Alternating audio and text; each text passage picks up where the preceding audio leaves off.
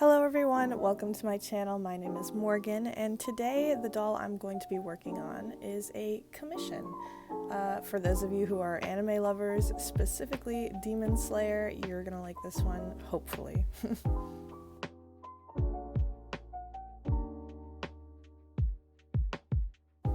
So lately I've been pretty swamped with commissions. Here's the latest one that I've finished as of filming this video. It's an Ariel Rainbow High repaint, and I've also got a Daring Charming face-up that I just finished as of filming this. I am very happy to do commissions, and I also just received one for Shinobu from Demon Slayer, and I'm really excited. So let's get into it. So the client specifically requested that I use a Raven High doll, and I got this Raven from a thrift store, and I think she's wearing like this handmade dress, which is really cute, but I won't be using it.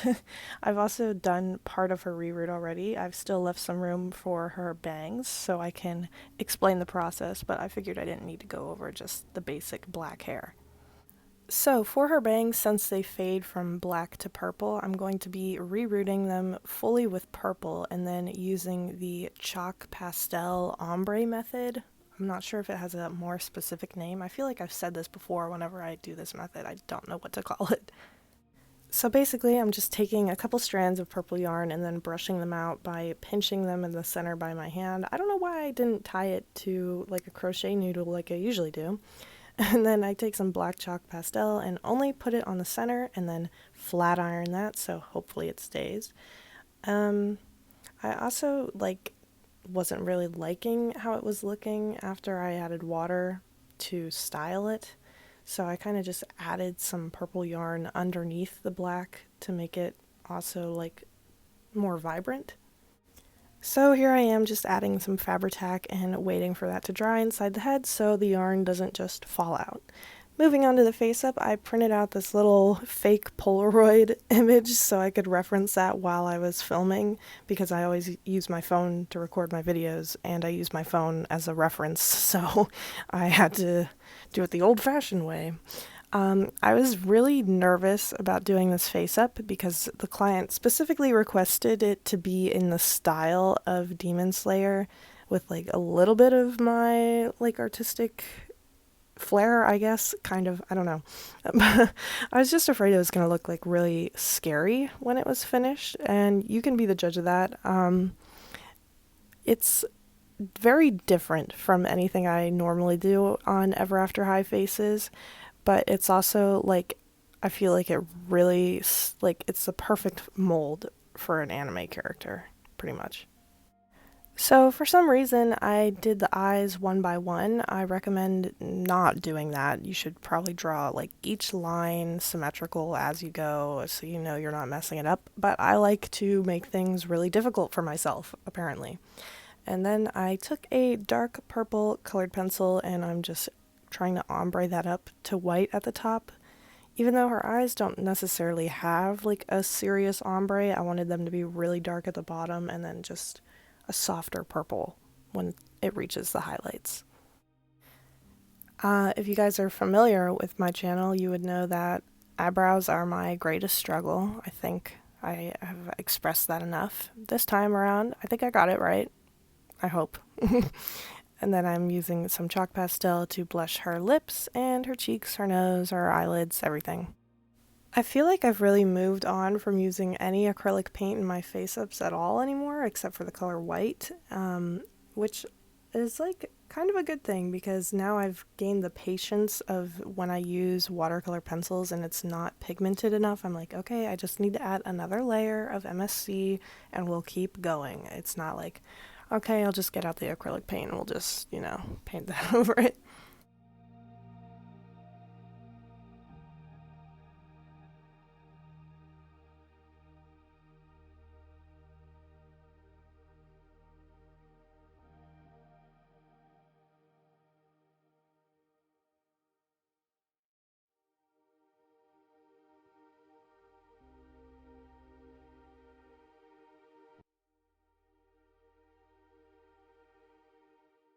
So my client was a huge fan of glitter and they requested that her eyes had highlight in them, her face had highlight, and her lips had some extra glitter, and that's what we're gonna do.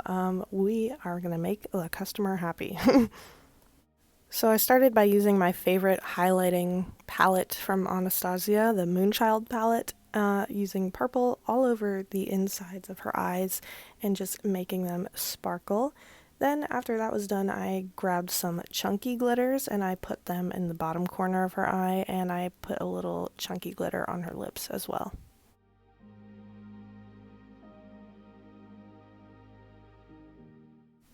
So here is her finished face up with all the chunky glitter. I've also glossed her lips a little bit, and I don't think I'm going to gloss the eyes because it'll just like wash away the glitter that I put on her irises. So moving on to her outfit, we're going to start off with her jacket. I don't know what it's called. I'm sorry. She has like the flared out arms, and it's just like really oversized and really pretty, but it's also got an ombre of colors. So I'm going to be trying my chalk pastel method on the fabric, and hopefully it'll stay. I was very nervous that this like wasn't going to work at all, and I was like, what am I going to do? Am I going to have to paint this? I'm like, how do I paint ombre with acrylic paint? That's all I know. So it actually did turn out quite nicely, if I do say so, and it doesn't rub off at all, and I just added like layer by layer to make it more vibrant. So now I'm taking a mechanical pencil and sketching out the lines that are all over her jacket, like the butterfly wing. What is that called? I have no idea. So I was using reference images of Shinobu's character from the anime and whatever I could find online, and just trying to like make the lines look a similar pattern as to what she has going on. And then like I couldn't really see from certain angles of her outfit, so I just kind of freeballed it and went with the beat of my own drum. Before I move on, I had to add a little like hem seam on the edge of the jacket where like there is no detail on that part except for the color at the bottom. Nothing I say makes any sense. Okay, so skipping ahead, I sewed that together and I added the color, so now you can visualize what I was trying to explain. But now I'm going to take some black acrylic paint or just a pen and like make the lines darker all over the fabric, as well as adding this black ribbon around the cuffs because, yeah. So I didn't record me outlining the lines again because it's the exact same thing as me just drawing them with a pencil. So now I'm taking some light blue acrylic paint and adding the random dots that she has going on all over the cuffs of her sleeves, which is like for the butterfly aesthetic, you know?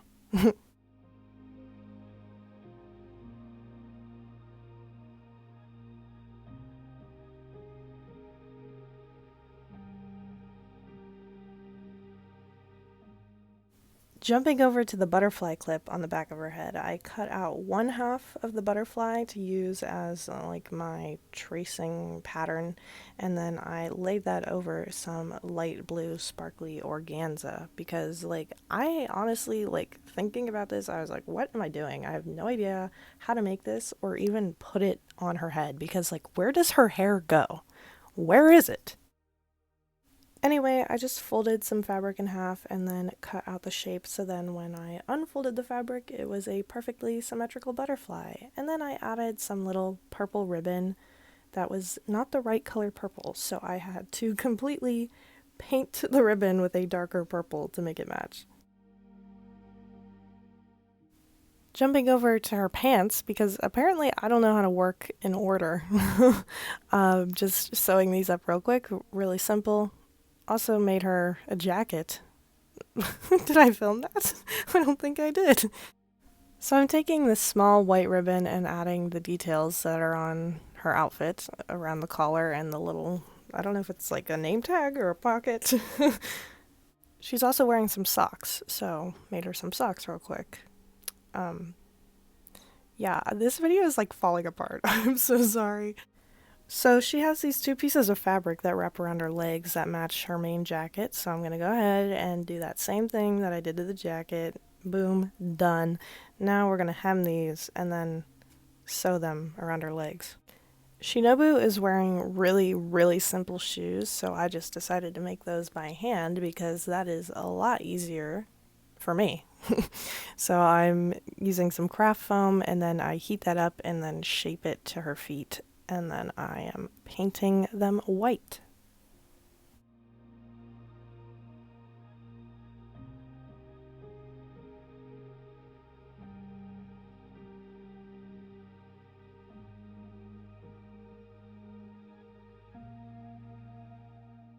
So now that they are painted and dried, I'm going to go ahead and add some gloss varnish, and this purple ribbon is going to be what holds them to her feet.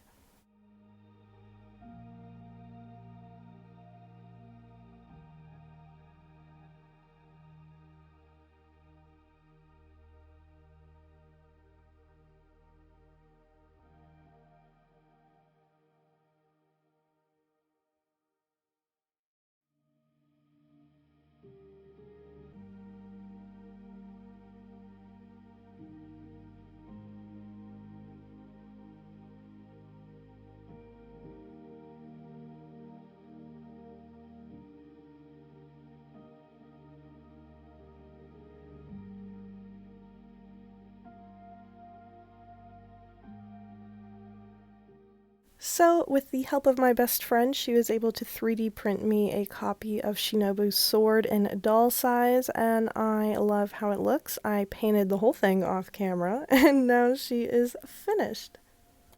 I know I've really been slacking in the YouTube video department lately, but that is just because I've been like almost overwhelmed with the amount of commissions I've been getting lately. Not to say that I don't like doing them. I love doing commissions because, it helps me at the end of the day and it makes people happy. Obviously, there was several things I was nervous about while tackling this commission, and I love how this custom turned out. I think her face up is actually really cute when she's completely all put together. I know there's a lot of things I didn't film. Again, I'm sorry for that. For my next video, I am going to try and like sit myself down and be like, yo, you gotta film like the process. So until I do that, you can find me over on Instagram where you can see more pictures and more of my process on how I make my dolls, and of course TikTok, and I also have an Etsy shop. As of me recording this, my Etsy shop is hacked. So if you want to buy any of my dolls in my Etsy shop, don't do that right now. You can follow me on Instagram and I'll update you on whenever that gets fixed or resolved or whatever. But you can also commission me through Instagram or buy my dolls directly from me over there. So thank you so much for watching. If you like this video, don't forget to like and subscribe and leave a comment if you want to give me some feedback. So yeah, thank you so much for watching. Bye!